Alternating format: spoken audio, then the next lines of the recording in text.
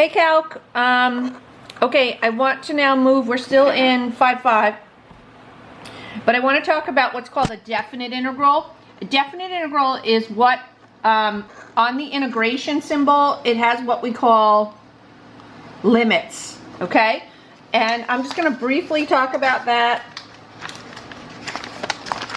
There's something called the fundamental theorem of calculus.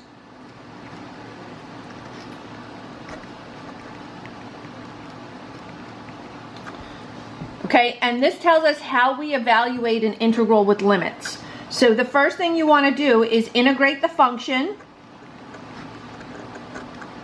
Okay, so from little f to big F, this is me integrating the function. The integration sign looks more like an S. When you draw a straight line, this just means that you're holding the values of the upper and lower limit. So this guy up here is called the upper limit. This guy here is called the lower limit. When you evaluate, you put the upper limit in first minus the lower limit. Okay? So that's how you do the fundamental theorem of calculus. You integrate, you hold your limits, and then you plug them in.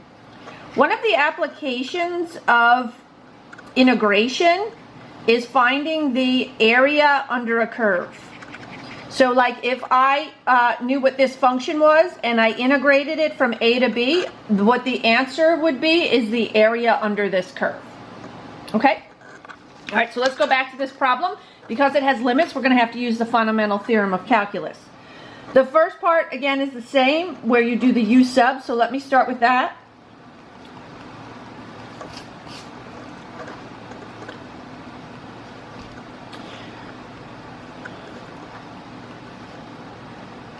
Okay, it's not an exact exchange. Oh, sorry, I lost the 3. It's not an exact exchange because you don't have the 8. So I'm just going to pull the 8 to the other side.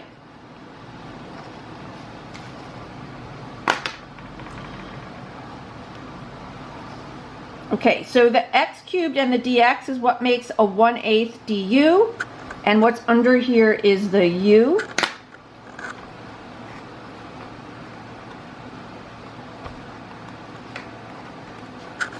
I know I did that a little bit fast. You can certainly stop the video and look at that again. I just want to get to this newer part.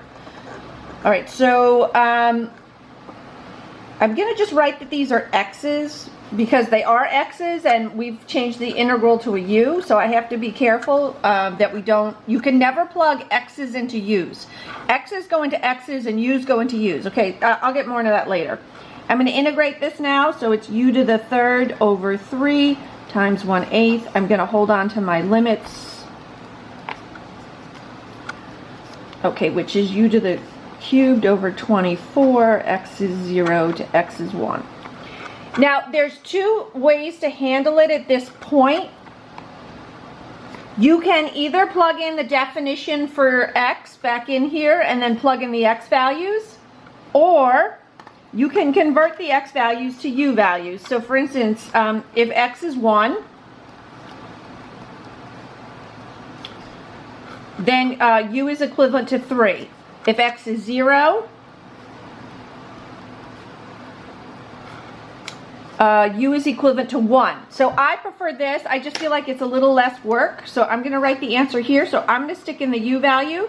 So it's u to the 3rd over 24 minus...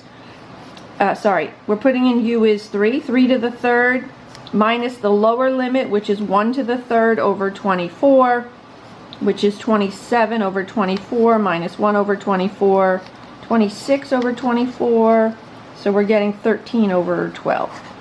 Okay, now let's just say that you didn't like plugging in the u, that you prefer the x, which is fine. So for those people who prefer that, they don't really understand what I did to change the limit.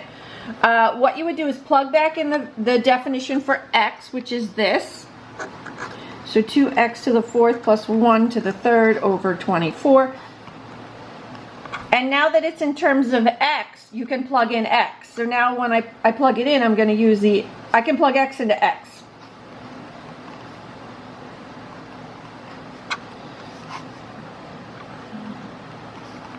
And I plug in the 0. So remember, it's upper limit minus lower limit.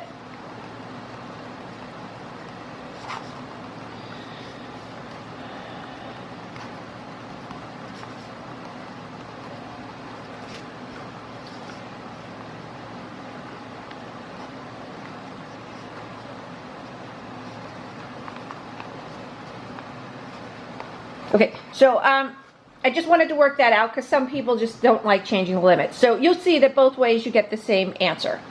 Okay, gang, I'm going to end this video here, and I'll do another one so you could see a definite integral again.